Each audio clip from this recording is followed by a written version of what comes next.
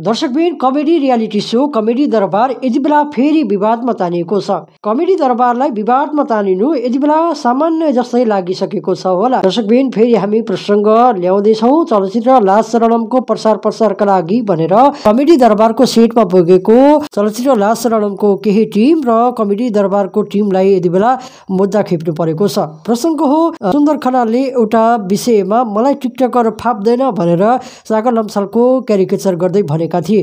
दर्शकबिन उक्त कुरालाई ठुलै इस्यु बनाएर टिकटकर प्रिजमा खतिवडाले साइबर भिडियोमा समेत मुद्दा दर्ता गरेकी छन्। उनले आफूलाई विवाहित भइसकेको अवस्थामा पनि बारम्बार पुरानो कुराले किन टर्चर दिन खोजेको भन्दै यति बेला उनी विरुद्ध र सँगसँगै केही टिमका विरुद्ध पनि प्रिजमाले साइबर भिडियोमा गुहारेकी छन्। दर्शकबिन यति बेला छलफलको लागि भनेर बोलाइएको थियो र सँगसँगै अब के हुन्छ भनेर पनि साइबर ब्युरोले समेत मुद्दालाई अगाडि बढाइरहेको छ।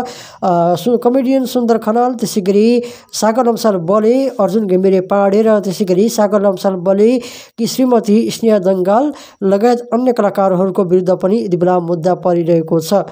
दर्शकबिन तपाईँलाई यो कुरा कसो लागिरहेको छ आफ्नो प्रतिक्रिया दिनुहोला।